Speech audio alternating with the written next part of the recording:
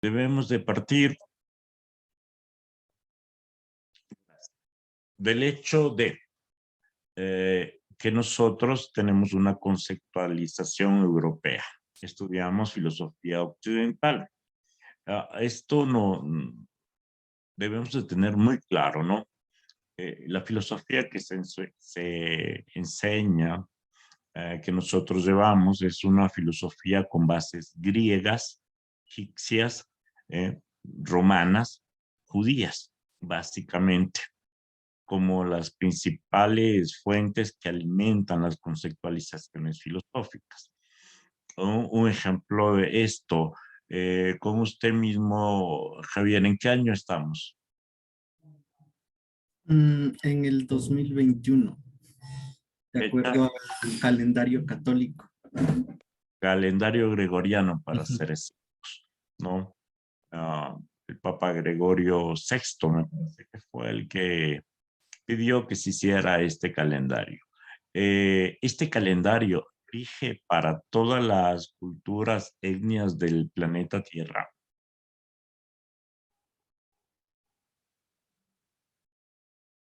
¿Qué dice? ¿Qué dicen? El calendario es igual para todos. Sí, Yalmar. Bueno, globalmente, ahora mismo sí nos basamos para relaciones internacionales y eso en el calendario gregoriano, pero aún así ciertos países de Oriente manejan sus calendarios específicos como parte de la cultura, pero para lo demás se utiliza el calendario gregoriano en todo el mundo. Eso de que se utiliza en todo el mundo también es relativo. En Corea del Norte tienen su propio calendario, no utilizan el calendario gregoriano.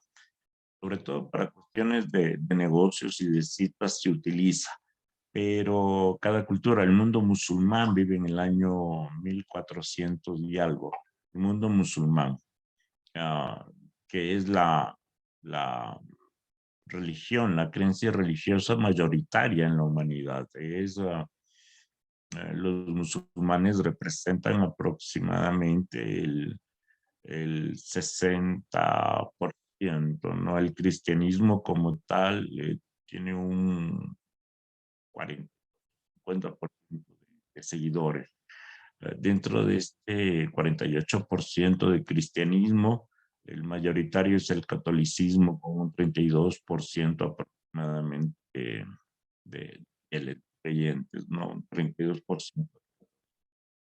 Esto es relevante para un poco comprender el hecho de que estudiamos una filosofía eh, occidental. El posicionamiento epistemológico que nos mencionaba el grupo número 1 y por eso pedía que trabajar con estas láminas, respecto a la filosofía oriental. No hay una sola filosofía oriental como tal, ¿no? Conocemos o más bien hay una filosofía budista, hay una filosofía taoísta, hay una filosofía sintoísta japonesa e incluso hay una filosofía humana, sobre todo las escuelas arábigas, ¿no? ¿Qué es la filosofía? Pues una forma de pensar, de ver, de relacionarse al mundo, de cómo se origina, cuáles son las formas de interacción entre el ser humano y el medio, el ambiente, el cosmos, un largo, etcétera. La misma situación, ¿no? De la muerte como tal. ¿Qué es la muerte?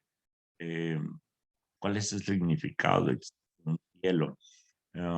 Las filosofías budistas, por ejemplo, no consideran eh, a la muerte como la ascensión a un cielo, a un paraíso, la propia conceptualización de cielo. Entre las filosofías orientales, sobre todo la budista, habla de un proceso de reencarnación hasta limpiarse de culpas, de pecados, entre comillas, ascender a un nirvana, a un estado de paz, de armonía con el cosmos, ¿no? No hablamos de un cielo eterno y un paraíso eterno, donde va a estar toda la humanidad cantando alabanza y contemplando el rostro de Dios, como el cristianismo, por ejemplo. El taoísmo es otra forma de vida, de creencia. Aquí en nuestra América andina, por ejemplo, tenemos una conceptualización, hablamos de una cosmología del sur, una epistemología del sur, una conceptualización del hombre con el ser humano, con la naturaleza, por ejemplo. Y por esta situación europeocentrista, precisamente hemos desvalorizado y muchos cientistas sociales eh, consideran que la filosofía oriental como tal no existe. Bien, aclarando esto, en primer lugar, ¿cómo nace la filosofía? ¿O qué propiamente dicho es la filosofía? El ser humano como tal, nosotros siempre tratamos de explicar, de ordenar lo que sucede a nuestro alrededor. Debemos encontrar una causa del porqué de las cosas. Tenemos que tratar de visualizar. Eh, tenemos, como un poco hablaba al principio, miren, es tan europeo, tan judío, tan egipcio, o entre las corrientes predominantes, que consideramos la historia de la humanidad antes de Cristo, ir de Cristo. ¿Sí? Hay que considerar que más del 50% del planeta, de los habitantes del planeta Tierra no creen en Cristo. Entonces yo prefiero hablar de la era común, ¿no? Antes y después de Cristo, ¿no? Que lo establece Gregorio precisamente, o el año cero, el año domini, el año del nacimiento de Cristo. Bien, miren que estamos hablando que la filosofía como tal tiene sus orígenes en el 600 de la era común. Sin embargo, hay civilizaciones anteriores al aparecimiento de la filosofía. Tenemos los egipcios con 4000 años de antigüedad. Las primeras ciudades en las que han encontrado vigencia, que fue restos arqueológicos, que es un hallazgo muy interesante porque obligó a retroceder el tiempo. Las primeras ciudades tienen 8000, 10000 años de antigüedad. La primera ciudad cuyos restos arqueológicos se han descubierto hasta el momento datan de aproximadamente 8000 años antes de la era común. Muy interesantemente, la arqueología, pues, son casas pegadas una al otro, cuyo acceso es por el techo, no hay un agujero en el techo y por él se desciende a la casa propiamente dicho o a los ambientes de una casa. Allí se han encontrado restos humanos, ¿no? Los vivos convivían con los muertos. Hay una cierta eh, forma de ritual de los muertos, ¿no?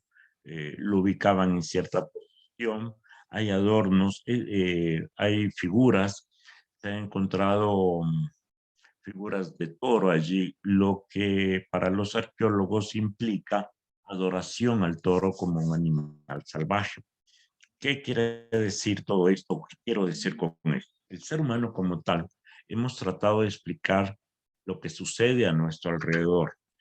¿Cómo lo hemos tratado de explicar? En aquellos tiempos, a través de los dioses, ¿sí? De unas fuerzas superiores encarnadas. ¿Cómo explicar el rayo o cómo explicar una erupción volcánica, un terremoto, una inundación, la lluvia, la muerte de los jóvenes, de los chicos? ¿Cómo explicar que hubieran buenas cosechas una temporada? ¿Cómo explicar que otras temporadas no hubiera cosecha? Pues a través de los dioses. tenemos así, y aquí hablando específicamente de los griegos crean todo un panteón de dioses, ¿no? Zeus, dios de los, dios, rey de los dioses, perdón, el sol, manejado por un dios, Apolo. ¿Cómo explicar día y noche? Las cosechas, buenas o malas, a través de una diosa, Ceres, la diosa Ceres, de ahí viene el nombre cereal, ¿sí? Bueno, eh, la muerte de un joven, era tan bello, tan hermoso, tan inteligente, tan capaz, que los dioses se enamoraron de ella, de él o de ella, eh, en el caso masculino. La diosa Afrodita, diosa del amor, pues se enamoró de su belleza. Y en el caso de una mujer, era tan bella, tan especial que Zeus o cualquier otro dios se enamoró de ella y se la llevó. De ahí viene el dicho, los elegidos de los dioses mueren jóvenes, ¿sí? Explicar lo que nos rodea, pues busca en el mito, la mitología, precisamente el orden del universo, ¿sí? Em, Aquí hay un dato interesante que debemos de considerar. Los dioses, sobre todo los dioses griegos, tenían todas las debilidades humanas, ¿no? Por ejemplo, Zeus era un dios muy libidinoso que veía mujeres humanas y se enamoraba y tenía que fornicar, tener sexo con ellas. Muchas de estas mujeres, para explicar un embarazo que era fuera del matrimonio o antes del matrimonio, pues decían, fue Zeus el que me preñó. No, la palabra, aunque no suena muy agradable de paso por la costumbre, ¿no? Y explicaban, por ejemplo, qué sé yo, estoy tratando de acordarme el nombre de esta reina que se me Zeus se transformó en una lluvia de oro y a través de la lluvia de oro la fertilizó y nació un semidios, ¿no? Por ejemplo, otra que igual se me fue el nombre en este momento, el papá, porque era tan hermosa, el papá para que no despertara la codicia ni de hombres ni de dioses, la disfrazó de vaca. Zeus la vio, se enamoró de la vaca, se convirtió en toro, uh, la preñó y de esa unión nació el famoso Minotauro, mitad hombre, mitad toro, por ejemplo. Aquiles, hijo de una diosa, Tetis, y de un humano. Cuando nació Aquiles, la mamá lo sumergió en un lago para volverlo inmortal, pero lo sujetaba del talón y el talón fue la única parte que no se perdón, que no se recubrió, la única parte que quedó débil o desprotegido Aquiles en la batalla de Troya. Por, Paris vio a Aquiles, le disparó una flecha y le dio justo en el talón y lo mató. El único lugar donde no estaba protegido. De ahí viene la famosa frase, el talón de Aquiles, el punto débil, la debilidad que cada ser humano tiene, es el talón de Aquiles que uno posee. Por ejemplo, ¿no? Lo mismo podríamos decir de la guerra de Troya, como inicia la diosa Discordia, pone una manzana a la diosa más bella, todas se peleaban por tener el título, le piden a París que por favor sea el jurado, París se deja sobornar y le da a Afrodita, a Venus, la diosa Venus es romana, Afrodita la griega, le da la manzana a ella porque ella le prometió el amor de la mujer más bella, pero la mujer más bella era casada y por lo tanto el esposo se va a la guerra para rescatar a su esposa, la mujer más bella en ese entorno. Como verán, todos los dioses tenían debilidades humanas y es aquí que un grupo de hombres, sobre todo en la parte de Jonia, en la parte oriental de Grecia, asiática de Grecia, piensa cuestionar, vamos, no puede tener razón, no tiene ni pies ni cabezas. Cuando uno lo comienza a analizar, pues ya no tiene razón de ser. Es aquí estos cuestionadores, Anaximandros, por ejemplo, Tales, eh, comienzan a cuestionar todas estas explicaciones del mundo y dicen, bueno, no hay razón. Y comienzan a decir, no, el mundo no nació de los dioses, nace del agua, por ejemplo. Anaximandro dice aquello. En el agua se origina la vida, el agua es el motor del universo. Tales trata de explicar también de otra manera el origen del universo, cree que el fuego es el causante del origen del fuego nace la vida. Aquí vienen algunas conceptualizaciones, como por ejemplo la vida espontánea, que surge a través del agua, ¿no? Las reflexiones dan origen a la filosofía, a la reflexión, a la razón. De aquí otro gran pensador, entre otros, a este grupo de pensadores se le conoce como antes de Sócrates, ¿no? Esto no quiere, porque muchas personas a veces tienen la confusión de que antes de Sócrates no había filosofía, había filosofía. Es decir, filosofía es buscar las causas de las cosas a través de la razón. Filosofía es cuestionarse. Filosofar es buscar las razones. Filosofar es dudar de todo. Por eso es que muchas personas confunden filosofía con opinión personal, con gustos personales, con morales personales de cualquier índole, religiosas o no. ¿Sí? La opinión, yo tengo mi filosofía, es una forma de pensar. Mi filosofía de vida es una forma de vivir, no es filosofía, eso es opinión, es muy personal. Filosofía es cuestionarse, es reflexionar, es dudar, el preguntarse el por qué me dicen esto, de dónde viene esto. Eso es filosofía. Y estos pensadores, antes de Sócrates, lo hicieron. Comenzaron a cuestionarse, a reflexionar. Sócrates da un paso muy adelante cuando comienza a reflexionar más profundamente en la razón del ser humano y cómo buscar ese conocimiento, que todo tiene una causa lógica, la razón. ¿De acuerdo?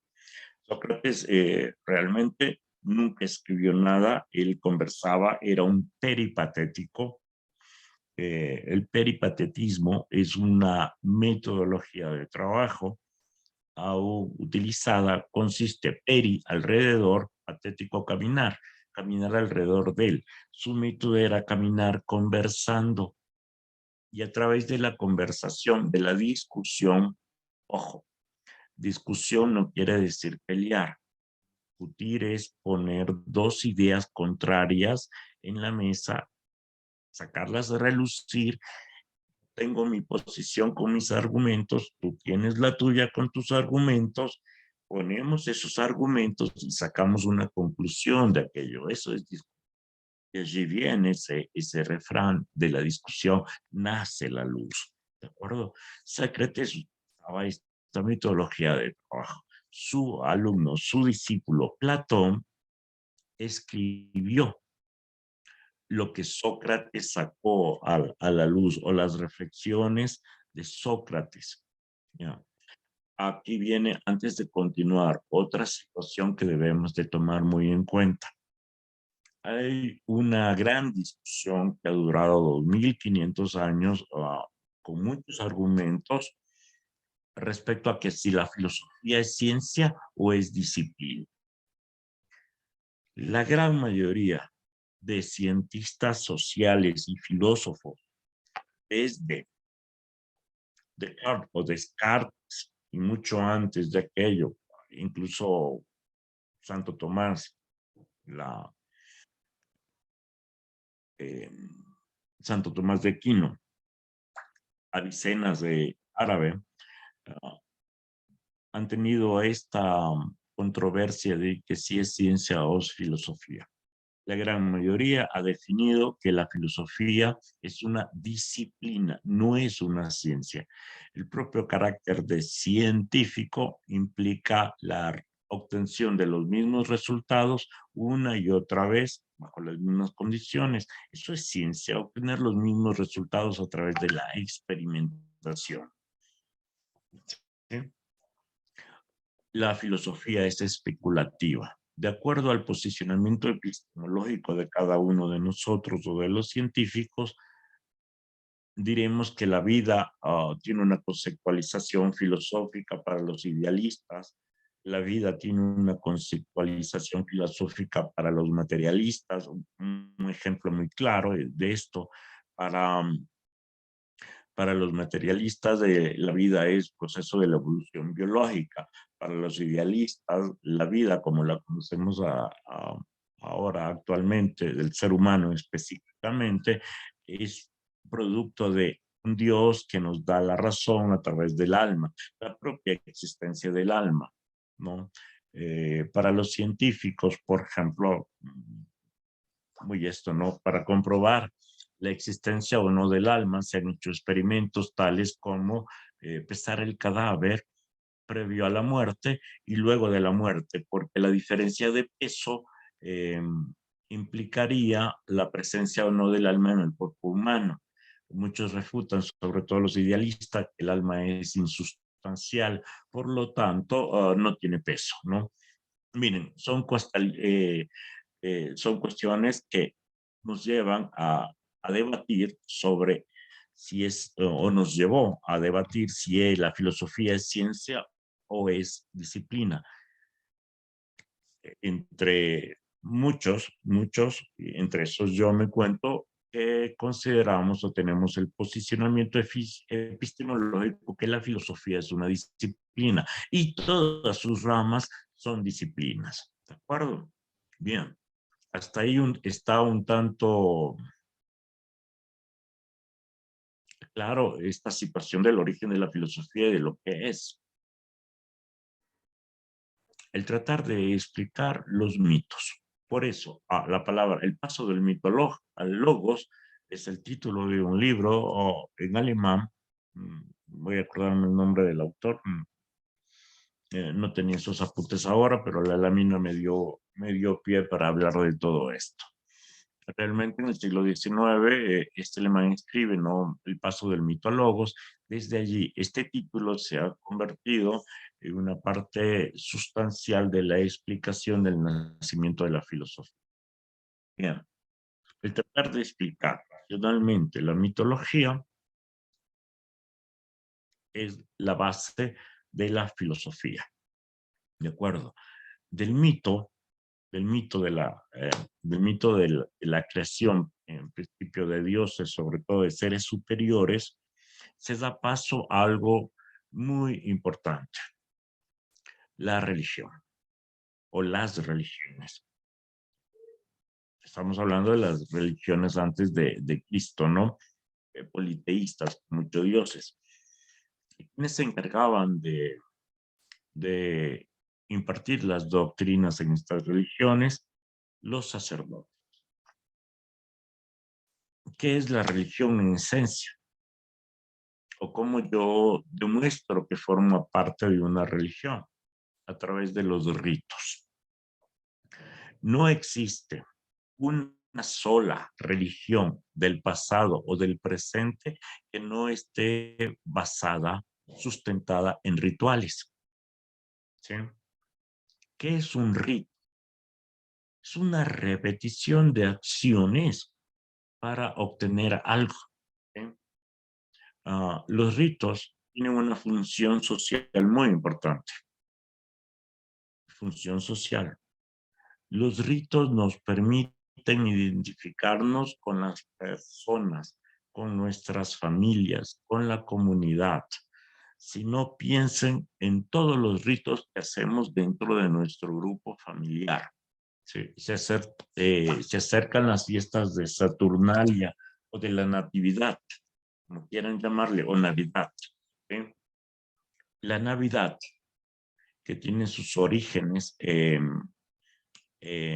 rituales precristianos, realmente a mí me genera ciertas reacciones, incluso un poco sarcásticas, porque la gente sigue rituales. Por ejemplo, ponen un árbol de Navidad, que es un símbolo religioso celta, de un árbol perenne, significa cómo la vida vence al invierno, ¿no? El árbol, el ciprés, no es pino, es ciprés, sobrevive al invierno con hojas siempre verdes. ¿Sí? La misma fecha, 21 de diciembre, estudiosos bíblicos, arqueología bíblica se llama, aquellos que tratan de descubrir los sitios que habla la Biblia.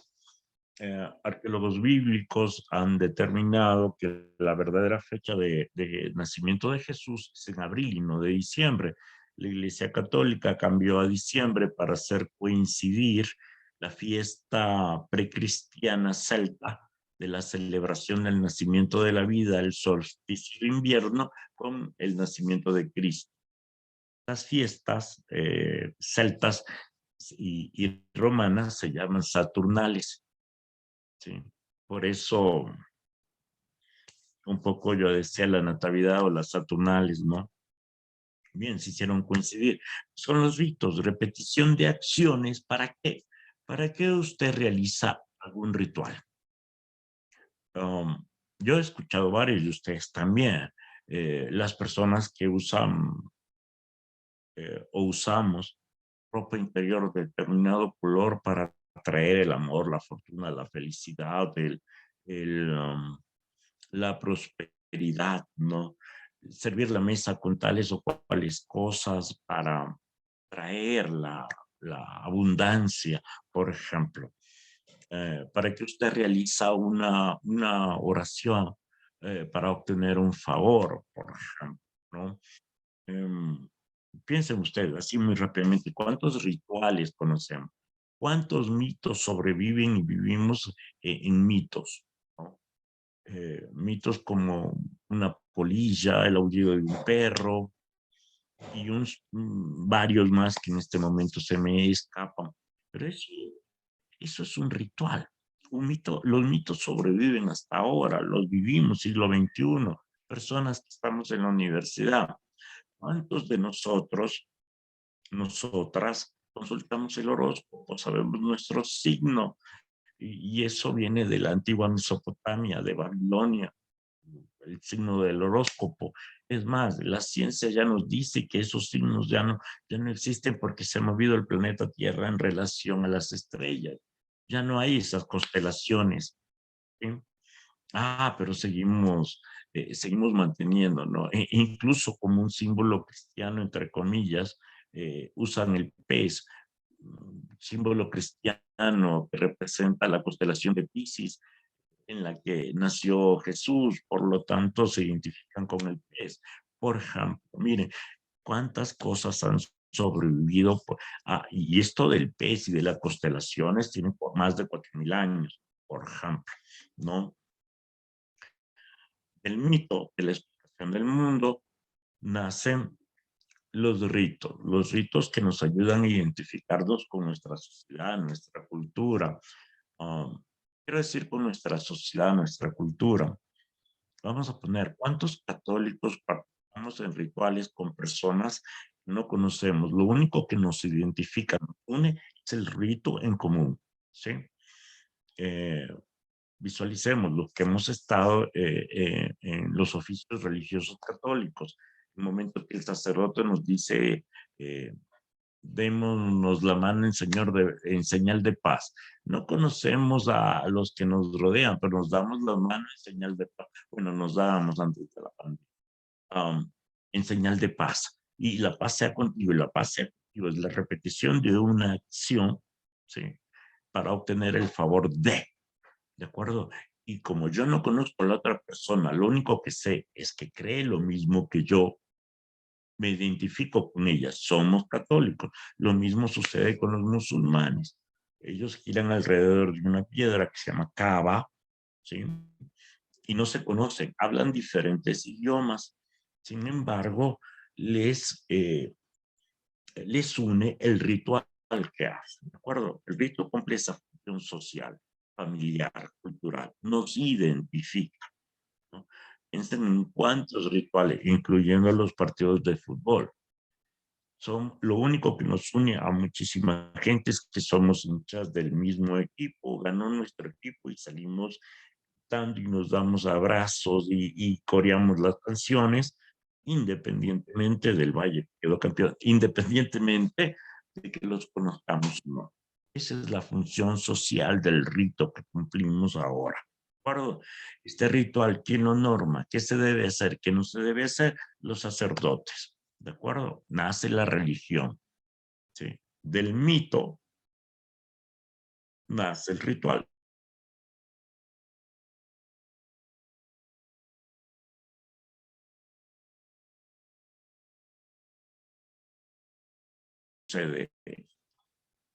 ¿Ya? La filosofía trata de explicar en principio absolutamente todo lo que sucede en el universo. Todo. Por favor, pase la siguiente lámina, tenga la bondad.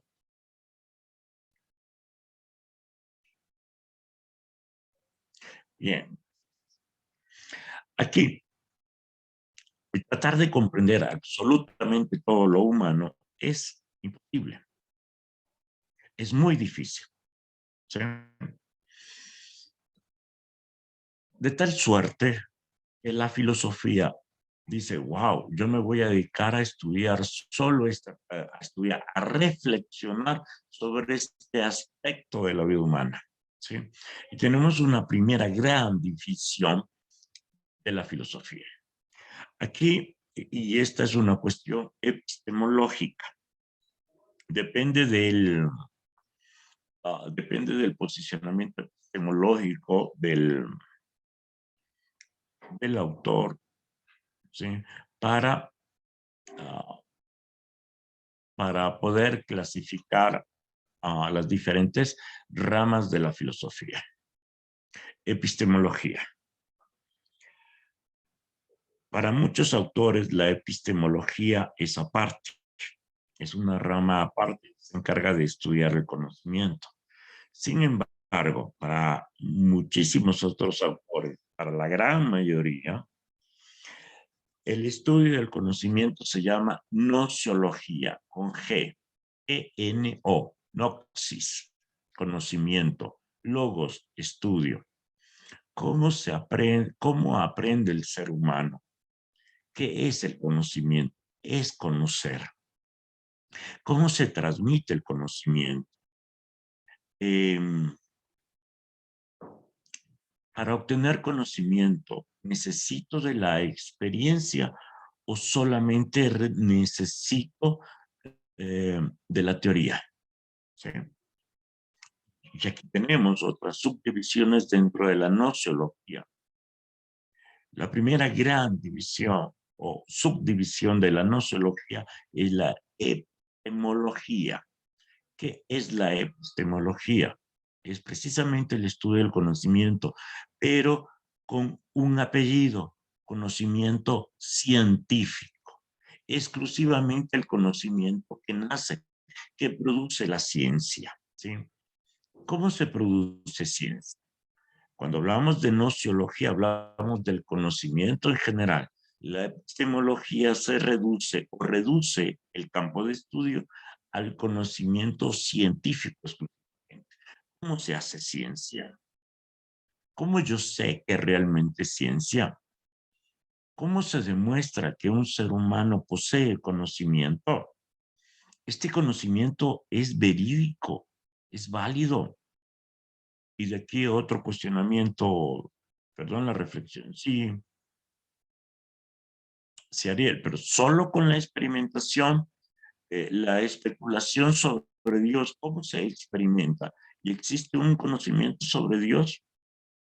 Específicamente, el análisis filosófico de Dios se llama teología, teos, logos, estudio tratado sobre Dios, ¿sí? hay otra serie de conocimientos que no se pueden experimentar, ¿sí? La pedagogía es uno de los conocimientos que no se puede experimentar. Métodos, técnicas usados dentro de la pedagogía didáctica están sujetos a revisión y a experimentación. Por ejemplo, ¿sí? Hay otras partes, ramas de la ciencia, no necesita, que no se hace necesaria la experimentación. Y la experimentación, precisamente, es uno de los pilares para la comprobación científica, ¿no? Es lo que me refería hace un momento atrás cuando les decía que la filosofía especulativa de razón no está sujeta a la experimentación.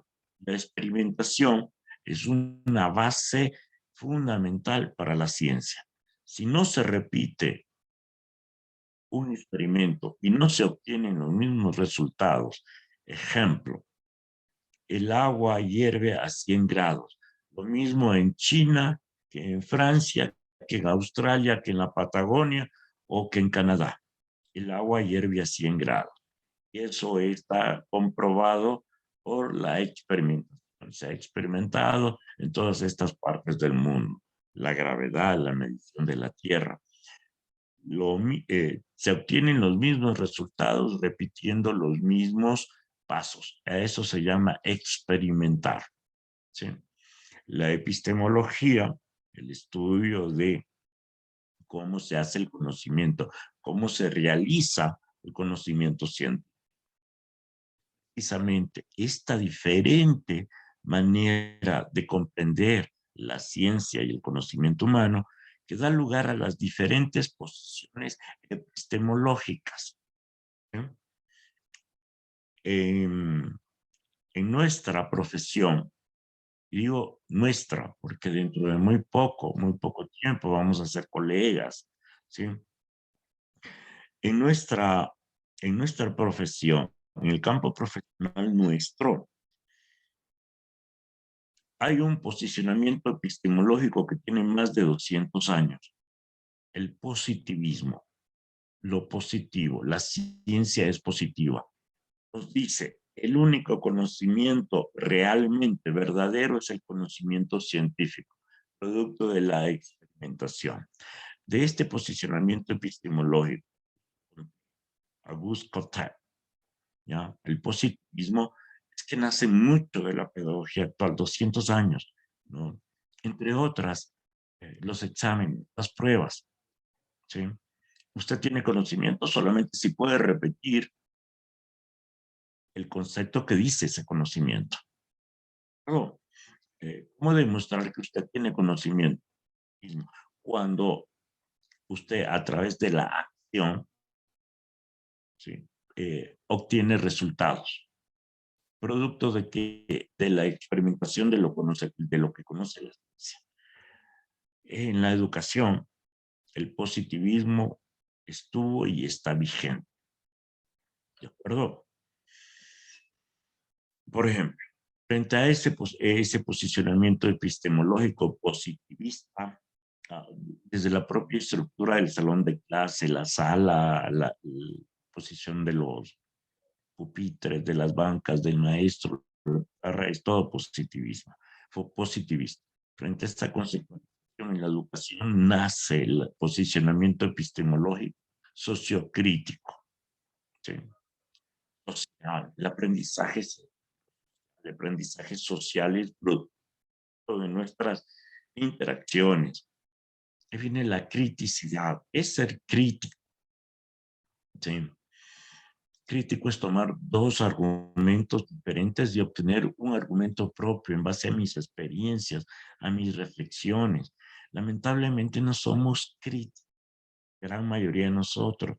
Somos opinólogos, opinamos. ¿Cuántos de nosotros, miren, por el no desarrollo del pensamiento crítico precisamente, tomamos opiniones como ciertas, no nos molestamos en averiguar? ¿Sí? Opinión, todo el mundo opinamos. como ustedes ya vieron en el video de Cortina y Adela, no todas las opiniones son respetables, ¿no? No todas las opiniones, porque no carecen de argumento, están basadas simplemente en opiniones, en creencias, en tradiciones, muchas tradiciones, ¿no?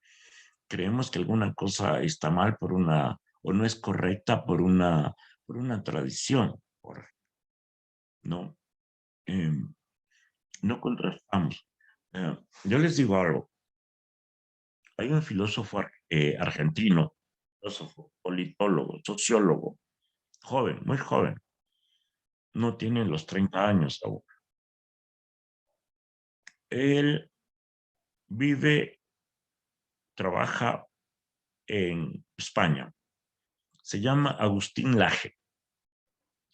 Es una persona cuyas conceptualizaciones, cuyos posicionamientos de epistemología son de extremada derecha, de ultraderecha.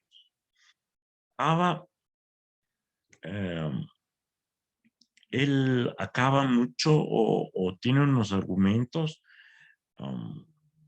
para mí muy cuestionables. Sin embargo, parecen muy racionales, ¿no? Es un sofista peligroso para mi criterio. Él habla muchísimo sobre lo que es la ideología de género, el aborto, el feminismo, los acaba. Sin embargo, para poder yo refutarlo, lo escucho, a pesar de que no comparto. Lo escucho, he escuchado sus conferencias, él da conferencias sobre todo para grupos de extrema derecha, antiabortistas. Agustín Laje, un poco lo que mencionaba Paola en ese sentido, yo respeto mucho ello. Agustín Laje nos habla de que las clínicas abortistas son un negocio para hacer millones y millones de dólares, financiadas por las farmacéuticas que tienen productos abortistas. Uno de los argumentos, de los muchos. Ok. Mi posicionamiento en estudios de género, defensor de la ideología, de muchas de las concepciones de género. Hay cosas que yo no comparto, ¿no? Definitivamente. No acepto todo lo que me dicen, no acepto todo como verdad. Volviendo al caso de Agustín Laje, sin embargo, tiene un par de cosas para mí muy interesantes, con unos argumentos muy difíciles de cuestionar, sobre todo en un libro y en una conferencia que se llama La generación idiota, ¿no? Está disponible en YouTube, si a alguien le interesa. Yo comparto, a pesar de que no tenemos ese posicionamiento ideológico, mi criticidad me obliga intelectualmente a buscar criterios diferentes a los míos, buscar argumentos diferentes a los míos, para a través de ellos obtener mi propio criterio. Yo vuelvo a insistir, no comparto la gente. Sin embargo, una parte de sus criterios, de sus argumentos son muy válidos, sobre todo en esto de la generación idiota. El hecho de que no tengamos el mismo posicionamiento epistemológico no significa que invalide todo aquello que lo dice. Y el hecho de que yo tenga una posición de género no implica que acepte como real, como válido, todo lo que la categoría género implica. Yo estoy de acuerdo muchísimo con género, sobre todo en lo referente a la cuestión feminista de las mujeres como tal, pero no creo en los radicalismos, por ejemplo. No es motivo acá de género, pero es para dar un ejemplo del criterio. Mi opinión muy personal es una, mi criterio es otro. Mi opinión sobre el mejor equipo de fútbol del Ecuador, Deportivo Quito, una opinión. Me van a decir, no, es Barcelona, no, es la Liga. De acuerdo, opiniones. ¿Sí?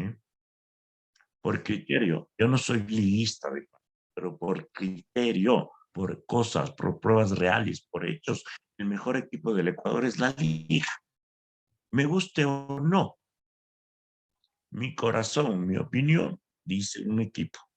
La realidad, el único equipo campeón, el que ha dado más éxitos a nivel internacional, la liga. Le guste o no le guste a la mayoría, es la verdad, o a la minoría.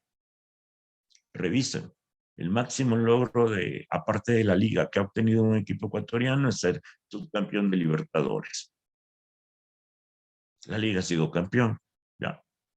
Criterio, no opinión. Y aquí me voy a adelantar un poco lo que iba a tomar, que ya compartieron con nosotros. Una cosa son los juicios de hecho y otro los juicios de valor. Cuando usted, y esto es muy importante que debemos de considerar en nuestra práctica profesional, nos basamos solamente en los valores para juzgar, ¿sí? Y no nos basamos en los hechos, juzgar, ¿no? ¿Qué es un juicio? Juicio es sacar una conclusión en base a las pruebas, a los argumentos. Cuando estas pruebas están basadas en nuestras emociones, en los que creemos, en nuestras conceptualizaciones religiosas, perdemos objetividad. Bien. Concluir por el tiempo, porque aquí de seguido ya tengo que ingresar el primero.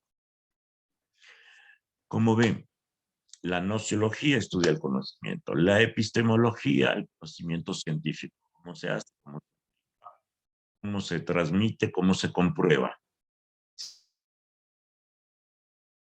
¿Sí? Aquí de los empiristas, empírico, el conocimiento es empírico, no necesito de la teoría, ¿sí? Sino de la acción. ¿Sí? El conocimiento llega a mí a través de, sin necesidad de una teoría como tal, simplemente yo hago las cosas, los repito. Aquí tenemos el posicionamiento que ustedes escucharon, la praxeología, ya estudiaron, la práctica, la praxis, la práctica hace el maestro, y tenemos otras posiciones que tratan de conciliar, de unir estas dos posiciones, empírica y praxeológica, ¿sí? Como a Immanuel Kant, por ejemplo. De aquí, de la nociología, nace uno de los, y que los tienen puesto aquí, ustedes como uno de los más representativos, al grupo 1, René Descartes, en francés, Descartes, ¿sí? En español, René Descartes. René Descartes, filósofo idealista, es el creador, miren, de la filosofía nace el método científico. Los discursos del método, el libro El discurso del método, es que da origen a la metodología y al método científico, a la experimentación. René Descartes, ¿sí? En el siglo XVI, es el famosísimo por la frase cogito ergo sum, pienso luego existo, ¿no? Un poco, bueno, el bendito nos dice, para explicar esta frase, pienso luego existo. A mí me cortan un brazo, pierdo un miembro, una parte de mi cuerpo, pero mi pensamiento sigue estando allí. Es el pensamiento el que manda sobre el cuerpo. Pierdo los dos brazos, pierdo todas las extremidades, sigo siendo yo, sigo siendo el ser humano porque mi pensamiento está por encima, por sobre la materia. Sí, básicamente es lo que quiere demostrar con ese pienso luego existe. Descartes concilia, él es un filósofo idealista, y la razón proviene de Dios. Que Dios es que nos da la razón, que Dios es el que nos permite conocer la ciencia. ¿Sí? Él trata de conciliar esto y básicamente él es el filósofo, el primero en escribir. Su libro más famoso es El discurso del método, donde se da origen o pone el simiente para la metodología científica. Bien, chicos, chicas, no les canso más por un motivo. Yo no les canso a ustedes, a mí me encanta esto. Para poder comprender lo que es la ética, debemos de tener estas bases. A mí me encanta, por si no se han dado cuenta. Bien, no tenemos por el momento la próxima tarea, la próxima semana otro 1 o 2 grupos más podemos trabajar sobre trabajos muy interesantes. Sí, igual no vamos a participar 1 o 2 grupos y continuar un poco tratando de cimentar más estas bases. Yo solo estoy cimentando lo que ya conoce. Dicho esto, cualquier inquietud, pues con mucho gusto. Un fuerte abrazo y estamos en contacto. Un hermoso resto de semana. Un fuerte abrazo. Estén muy bien. Tengo que conectarme con el primero ya. Esos chicos están esperándome con ansias, ya me están escribiendo. Estén muy bien.